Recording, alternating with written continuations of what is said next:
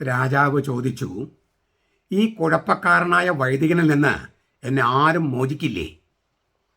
വിഷപ്പാമ്പിനെയാണല്ലോ ഞാൻ തീറ്റിപ്പോറ്റിയത്. മെത്രാപ്പോലിത്തയുടെ കഥ അവസാനിപ്പിക്കണമെന്നാണ് രാജാവ് പറഞ്ഞതെന്ന് കേട്ടവരൊക്കെ വ്യാഖ്യാനിച്ചു.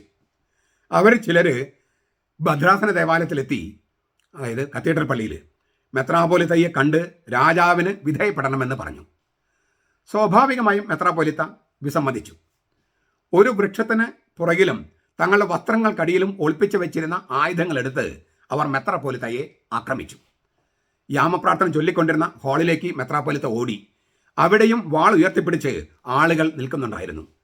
ആദ്യത്തെ വെട്ട് മെത്രാപ്പോലിത്തയുടെ തൊപ്പിയിൽ, രണ്ടാമത്തെ വെട്ട് തലയ്ക്ക്, മൂന്നാമത്തെ വെട്ടിന് മെത്രാപ്പോലിത്ത നിലത്ത് വീണു. വീഴുമ്പോൾ വിറയാർന്ന സ്വരത്തിൽ അദ്ദേഹം പറഞ്ഞു, യേശുവിൻ്റെ നാമത്തിനും സഭയെ സംരക്ഷിക്കാനുമായി ഞാൻ എൻ്റെ പ്രാണൻ ബലി നൽകുന്നു. ഈശോ മിശിഹായ്ക്ക് സ്തുതിയായിരിക്കട്ടെ. ഞാൻ മാണിപ്പറമ്പിലച്ചൻ. ഡിസംബർ 29 വിശുദ്ധ തോമസ് ബെക്കറ്റ്. ആ തോമസ് ബെക്കറ്റ് രക്തസാക്ഷിയായിട്ട് മരിച്ച വിവരണമാണ് നമ്മൾ കേട്ടത്. കാൻറ്റർബറിയിലെ തോമസ് എന്നും ലണ്ടനിലെ തോമസ് എന്നും അറിയപ്പെടുന്ന തോമസ് ബെക്കറ്റ് 1119 അദ്ദേഹം ജനിച്ചത്. 1170 അദ്ദേഹം ഇതുപോലെ കൊല്ലപ്പെട്ടത്. അദ്ദേഹം 1162 മുതൽ 1170 വരെ കാൻറ്റർബറിയിലെ മെത്രാപ്പോലിത്തയായിരുന്നു.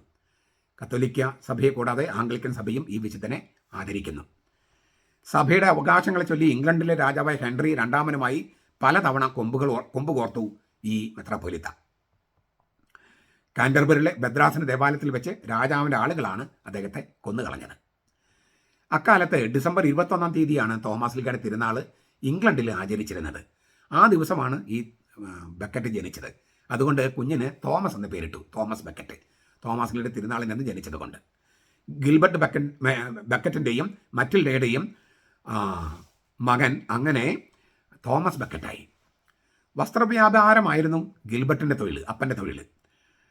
നഗരത്തിൻ്റെ ഷെരീഫ് എന്ന് വെച്ചാൽ ഒരു സർക്കാർ ഉദ്യോഗസ്ഥൻ ആയി അദ്ദേഹം സേവനം ചെയ്തിട്ടുണ്ട്. അതിനാൽ ഭദ്രാസന ദേവാലയത്തിന് കീഴിലുള്ള സ്കൂളിൽ പഠിക്കാനായിട്ട് തോമസിന് കഴിഞ്ഞു. പിന്നെ ഉന്നത വിദ്യാഭ്യാസത്തിനായി പാരീസിലേക്ക് പോയി. എന്നാൽ സാമ്പത്തിക പ്രതിസന്ധി വന്നതിനെ തുടർന്ന് ക്ലർക്കായി ജോലി നോക്കി പണം സമ്പാദിച്ചാണ് പഠനം പൂർത്തിയാക്കിയത്.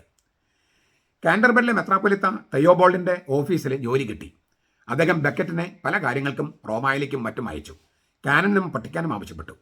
1155 പ്രഭു ചാൻസലർ, ലോർഡ് ചാൻസലർ എന്ന് പറയുന്ന പദവിയിൽ ഹെൻറി രണ്ടാമൻ രാജാവ് ഈ തോമസ് ബെക്കറ്റിനെ നിയമിച്ചു. രാജാവിൻ്റെ മകനും ബെക്കറ്റിൻ്റെ കൂടെ ജീവിക്കാൻ ആരംഭിച്ചു. 1162 കാൻറ്റർബറിലെ മെത്രാപ്പൊലിത്തയായിട്ട് നിയമിക്കപ്പെട്ടത്. സഭയോടുള്ളതിനേക്കാൾ ഭരണകൂടത്തോടായിരിക്കും അദ്ദേഹത്തിൻ്റെ കൂറ് എന്നാണ് രാജാവ് വിചാരിച്ചത്. പക്ഷെ അദ്ദേഹത്തിന് തെറ്റിപ്പോയി. ബെക്കറ്റ് കഠിന തപസ്സിൻ്റെയും മറ്റും ജീവിതശൈലി തിരഞ്ഞെടുക്കുകയും കർത്താവിനോടും കർത്താവിൻ്റെ സഭയോടും കൂറ് പ്രഖ്യാപിക്കുകയും ചെയ്തു. 1162 ജൂൺ 2 തീയതി ബെക്കറ്റ് പുരോഹിതനായും മെത്രാപ്പൊലിത്തയായും അഭിഷേകം ചെയ്യപ്പെട്ടു. പ്രഭു ചാൻസലർ എന്ന സ്ഥാനം ബെക്കറ്റ് രാജിവെച്ചു. മെത്രാപ്പൊലിത്ത അവകാശങ്ങൾ വീണ്ടെടുക്കാനുള്ള ശ്രമം ആരംഭിച്ചു. ഇത് രാജാവിനെ പ്രകോപിപ്പിച്ചു.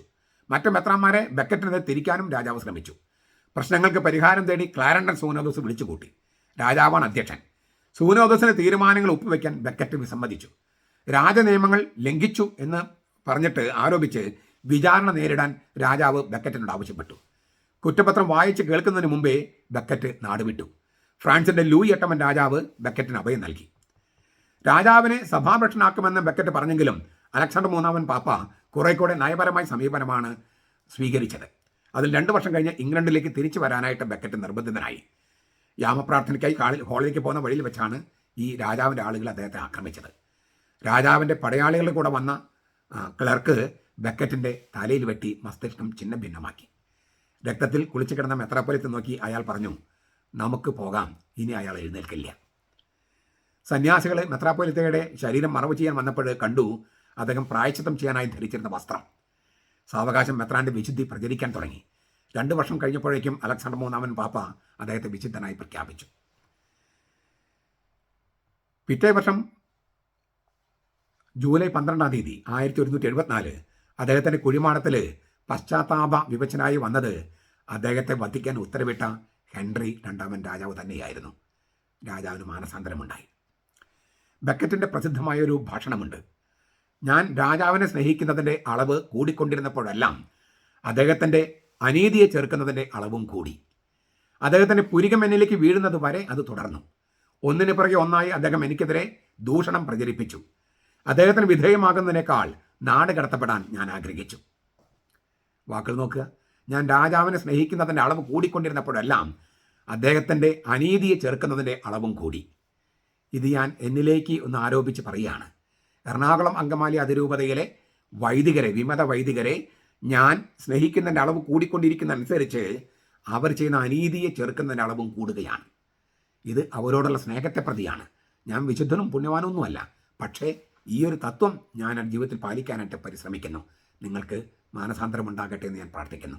നമ്മുടെ കർത്താവ് ഈശോ മിശിഹായുടെ കൃപയും പിതാവായ ദൈവത്തിൻ്റെ സ്നേഹവും പരിശുദ്ധാത്മാവിൻ്റെ സഹവാസവും നാം എല്ലാവരോടും കൂടി ഉണ്ടായിരിക്കട്ടെ, ഇപ്പോഴും എപ്പോഴും എന്നേക്കും. ആമേൻ.